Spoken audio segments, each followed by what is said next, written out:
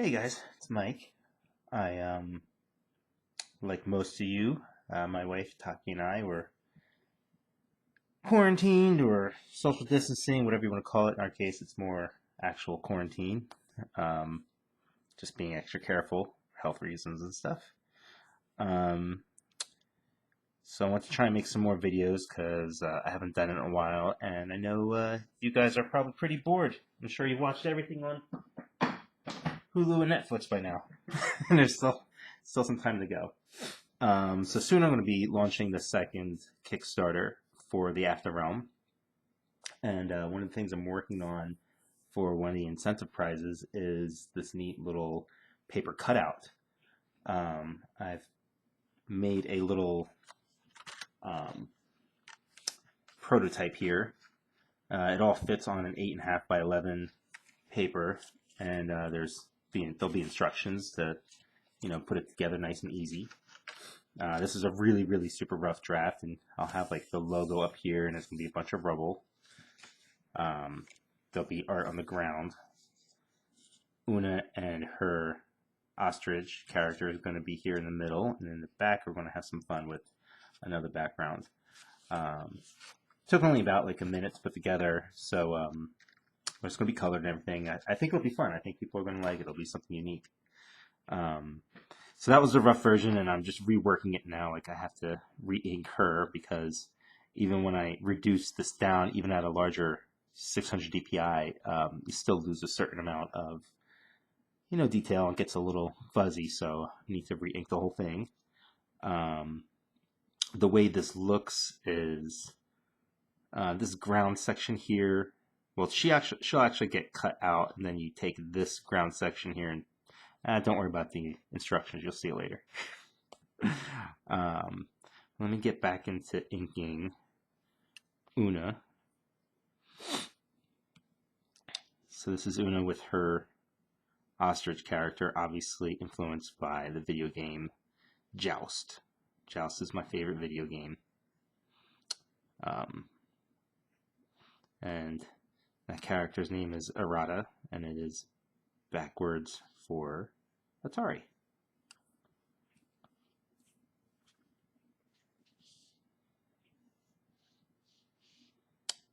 I'm inking. If you have any questions about what I'm working in here, this is Clip Studio. Which originally I think it was called Manga Studio or something like that, and specifically made for making comics. It's got a lot of really cool tools. Some of my favorite are the perspective tools, brush control. So what that does is like it can really help smooth out your lines, especially working digitally, because you're basically working on like plastic or glass here, and you just miss a certain amount of grip and friction that you get with paper, regular paper. And there's certain things you can put on it to kind of simulate it. Like I've got this film on it right now called Paper-like, which helps simulate a real sense of paper, but it still gets kind of slippery, or I don't know how to explain it. But that pen control really helps. And I've actually used it a couple times. Well, once really, while traveling. We had this horrible deadline, and we were traveling someplace, and Taki was driving, and I'm in a passenger seat inking. And this little control thing keeps your lines from getting too squiggly and stuff. It helps with a certain amount of control. I pride myself actually having like a lot of control with my pen and brush, and I can do some pretty fun stuff, really long, thin lines and all that, but it's just different working digitally because of that lack of friction and stuff. So that's one of the tools I really like. Also this, as you see, I'm turning this like a real piece of paper with just my 2 fingers. I love that. Probably do that in Photoshop, but the thing with Photoshop is it's not built for comics. It's made for photography and illustration and stuff.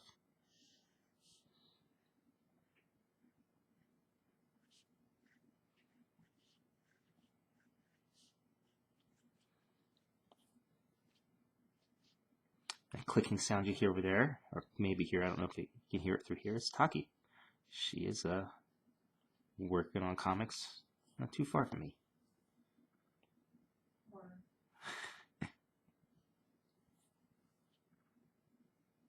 And you might hear my dog snoring. I doubt the microphone can pick that up.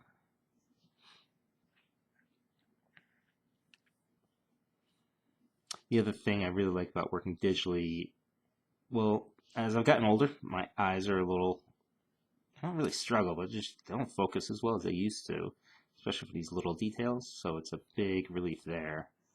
And as you can see, I can move fairly quickly here. I don't have to worry about ink lines smudging. One of the most frustrating things for me is when I'm working traditionally, which I love, is having to slow down for ink lines to dry, or finding that I've smudged it just a little bit and didn't even notice until it's too late. But obviously digitally there's no smudging to worry about.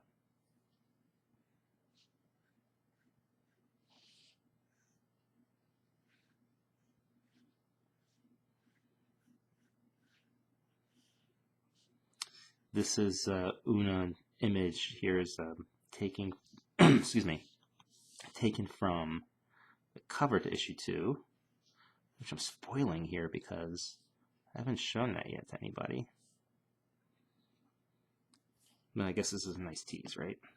One of the things I did here is I moved her cape over and her sword and hilt here, because if you look at this original piece, when you're going to cut this out, the shapes here get really complicated. So I want to try to make it as easy as possible. It's still going to be a little tricky, but with an X-Acto knife, no problem. So anyway, I extended the cape out here to make it a little more, a little easier to cut around.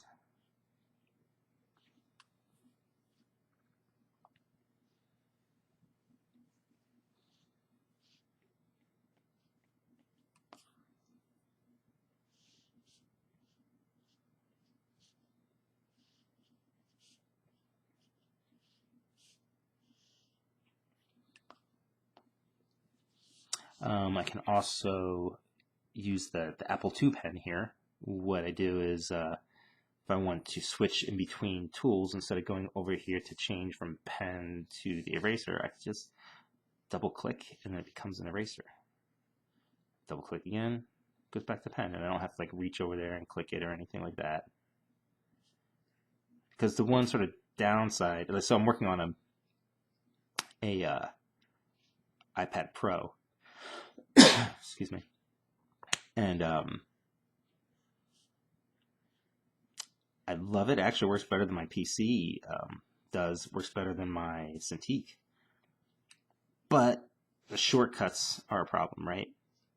I'm sure there's a workaround on it. Like I'm sure people like Dave Marquez, one of my buddies, he's really smart and super talented, and I watch him work digitally, and he skips the whole like keyboard shortcuts and he got himself some sort of hand video game shortcut key thing. So he just looks like this sort of like possessed crazy person when he's working. Like his hand over here is just clicking on this little hand pad thing while the tools are changing at 1,000,000 miles an hour and zooming in and out really fast. It's a treat. It's a treat to watch him work. But I don't use that many shortcuts anyway. I just never really, or the key cuts, whatever they're called. Just because I just never really trained my mind for it. I tend to use things as is. Sometimes impractically so, even. Like if there's a rock in my shoe, I'll probably just leave it there.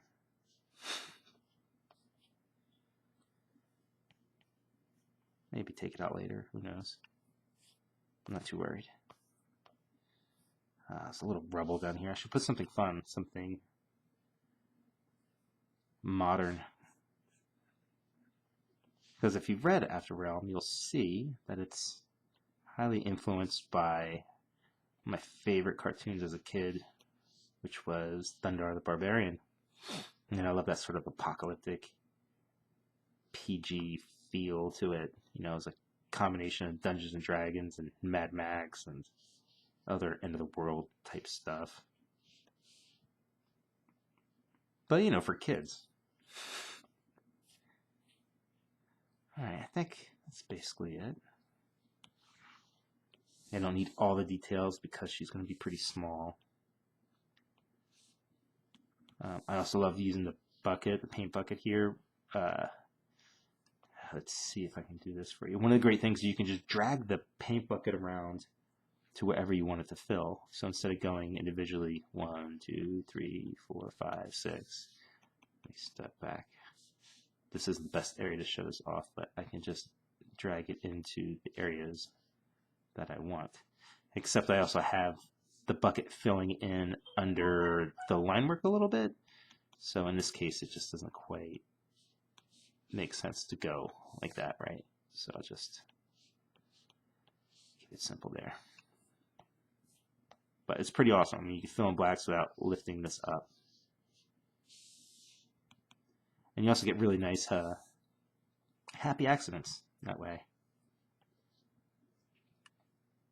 Like sometimes I'll drop the black bucket someplace and something unexpected will happen, and I'll find that oh, it looks better with all this like covered. Like maybe this back leg looks better all black.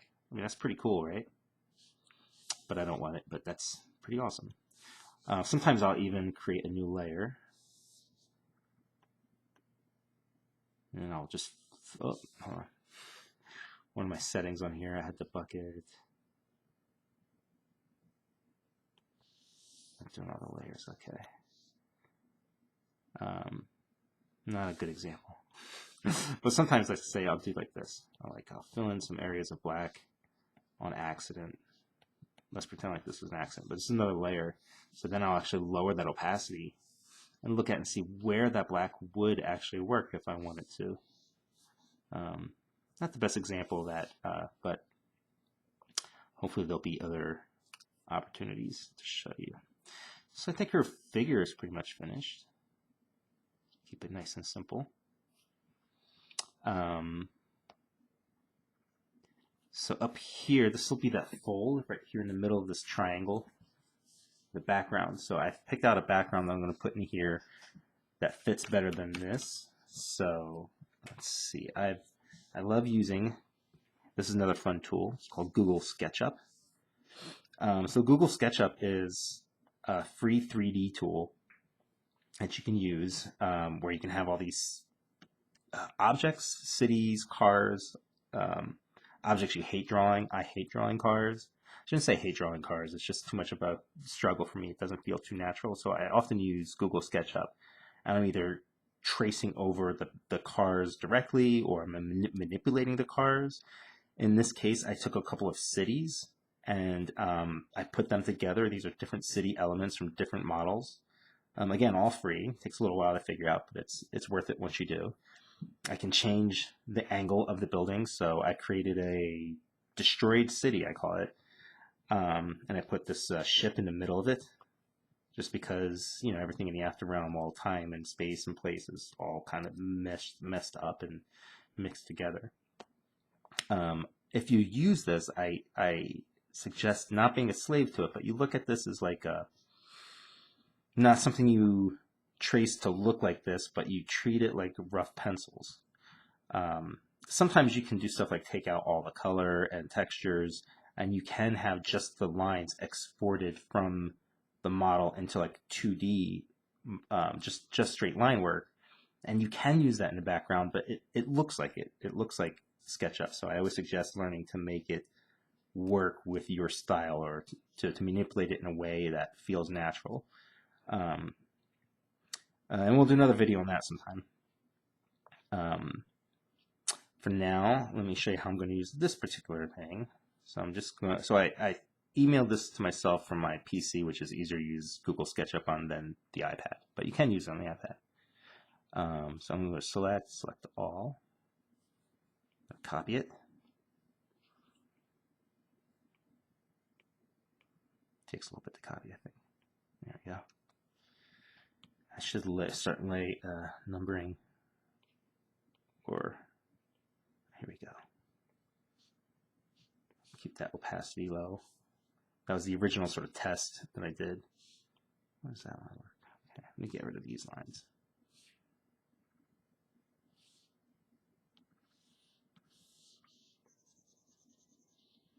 Just have to make that pen a lot bigger.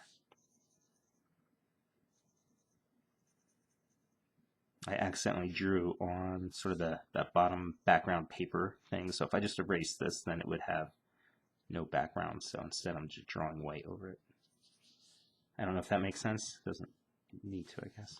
Like this. This is what it would look like. So instead of erasing something, I'm actually just using white to cover it up. Alright, so that's my temporary background layer. So I'm going to paste here. Now I'm going to lower the opacity so I can look at it. And use this tool up here, which allows me to move this around.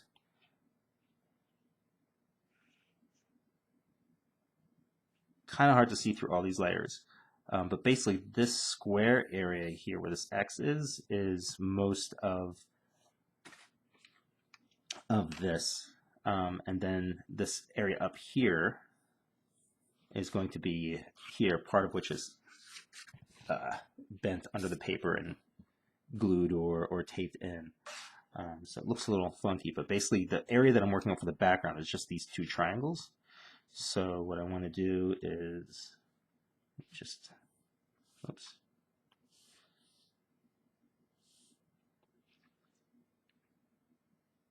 Sometimes you have to wait, especially because I'm actually working at a pretty large size here with this. Okay. So this is the area where the live art is going to be.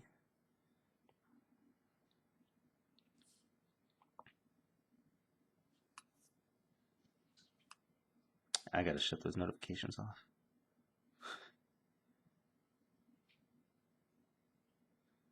All right, so I think this will be fun. So basically we'll see these buildings and stuff in here. I'm going to have to fill in and create chaos, destruction on the sides here. And I'm also going to bring in my living Statue of Liberty.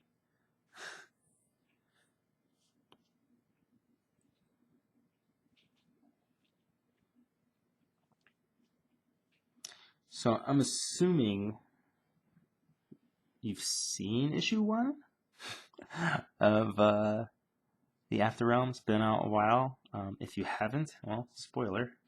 Another Thunder the Barbarian sort of homage here. There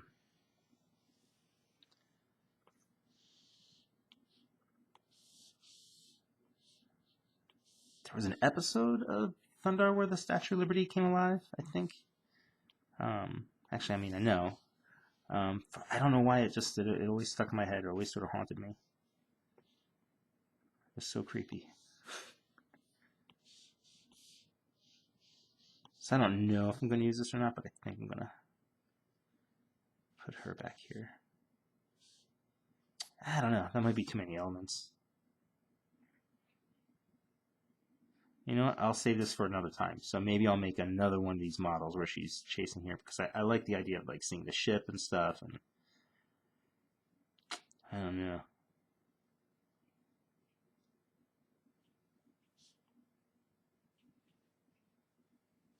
Well, there's some dead space there. Let's see what happens.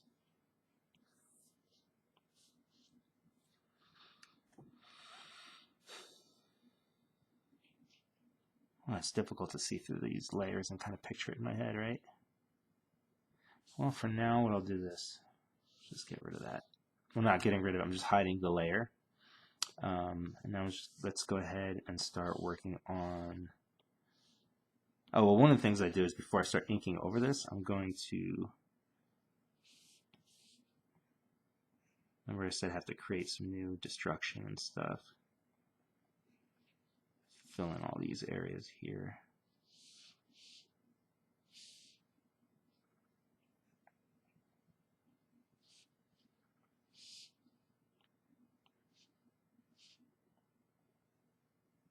Those little lines might not make any sense to you, but they're telling me that this area here, I'm going to create like destruction and ruin on the buildings. So let's get to inking. I'll create a new layer. How do I do that? My brain is slow. Okay, here we go. Make sure my pen is... Usually I tend to figure it out. The size that I'm working at, which is print size at a 600 dpi, typically my pen wants to be a size 20.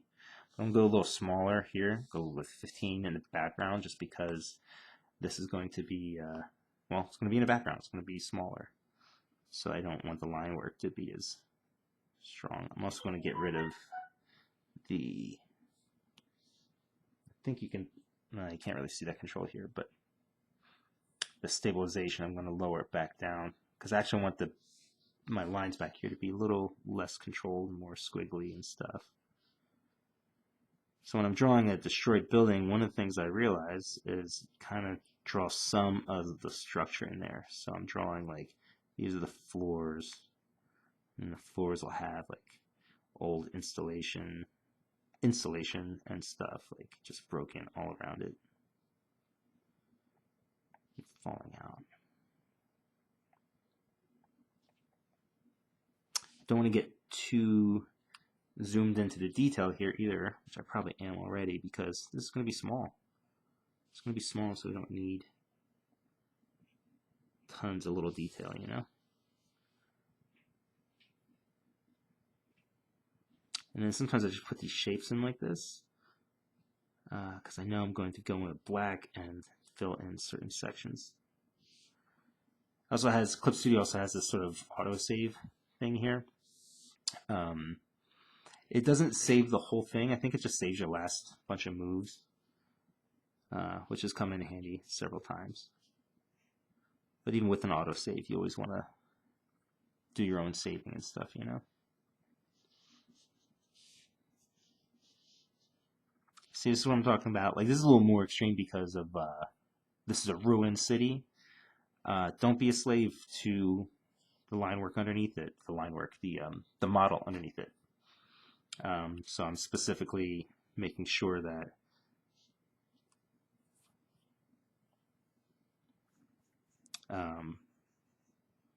it's mine, you know, it's not the model. And even if I wanted to just trace or use the model, there's actually nothing wrong with that. I'm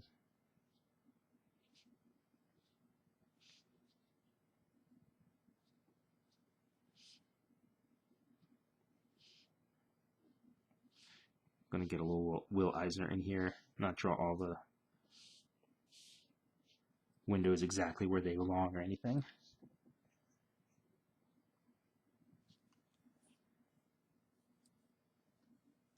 And also, like, don't be too impressed by the very small amount of pencil lines that I'm putting down before I ink. Don't forget, I've been doing this for 30 years or so I don't need a lot of detail. In fact, my pencils are really, they look like most people's layouts, and then I can ink directly from that. And you'll find a lot of artists can do that. Not everybody wants to, not everybody should, but what works for you works for you. Like I was watching, I think it's pronounced cartoonist Kafabi, something like that. I'm horrible with words, especially today. But they were talking about Dave Gibbons' Watchmen, and like the extraordinary amount of sort of previs that he does to his work, and like the way he thinks about pages ahead of time, and the detailed thumbnails that he does. It just blew my mind. But I'm the opposite. Like I don't do my thumbnails typically only look like this. Like I'll write on this, the script will be here, Brian's script, right, and say it's 5 panels. So there's big kind of establishing shot of something. And like I'll just figure out like, all right, well these 2 panels have more dialogue down at the bottom. These have less, they're kind of reaction shots. So I'm just kind of pacing out the space that I need on the page. That's as far as my thumbnails go. And then I just go ahead and lightly pencil it, kind of like what you see down here. I'll do like 1 or 2 layers like that, or if I'm just doing it in my sketchbook, I just lightly pencil stuff and then do like a darker version of the pencil that kind of tightens it, and then I take a ballpoint pen and just do the outlines of things. I think I can show you here.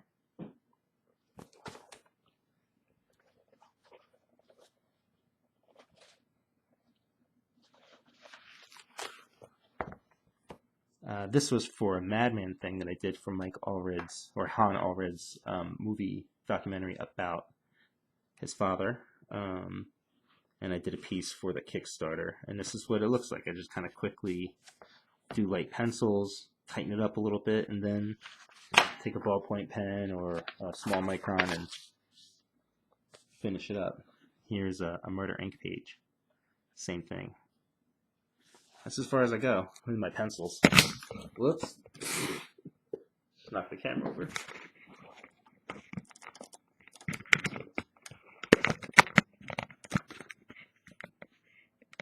Everybody okay? All right. Anyway, not saying my way is the right way at all. In fact, I know it's not the right way. If I had more time or patience, maybe I would do like really detailed thumbnails like that, like Dave Gibbons. That would be awesome. But my problem is I think I've been trained so long for deadlines and finishing pages to do more, get more work, or, it's always about making the pages. So unfortunately, I think at this point, even if I had all the time in the world to work on something, I'd still feel compelled to work the way that I do. Just kind of going right into it instead of planning too much.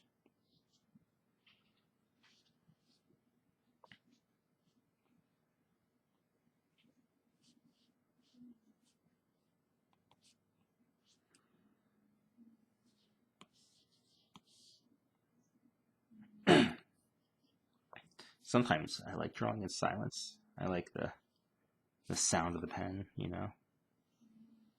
even on a digital thing.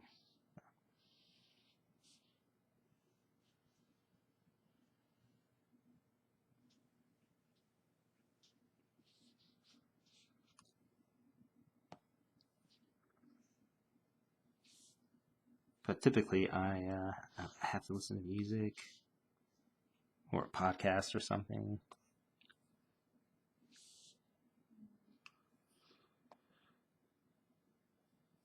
Let's have a tree growing out here. Break it up a little bit.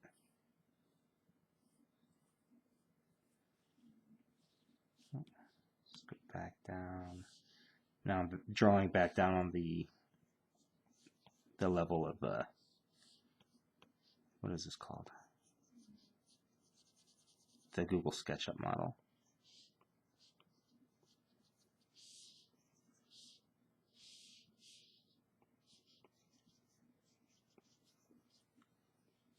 I make it look like the roots of this thing is just climbing through the building.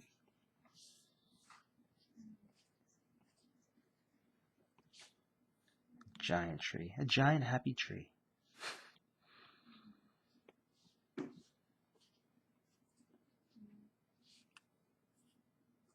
I think this tree is just going to be all in silhouette.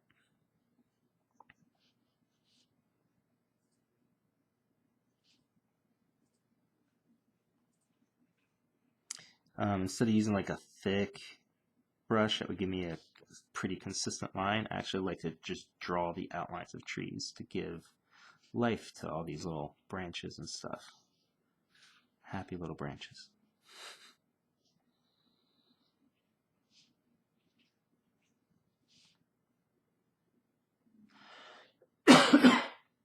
Excuse my coughing. I've had a dry cough for most of the winter.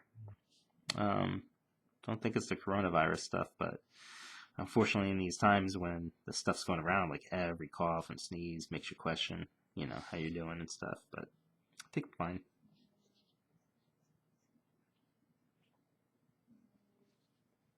Also, half of the symptoms for coronavirus match up to just being old. Aches and pains, runny nose, all that stuff.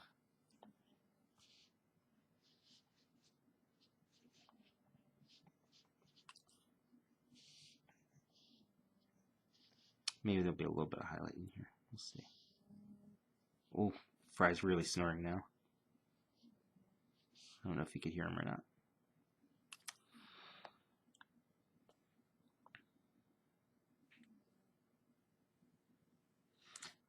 This is how it's coming along so far.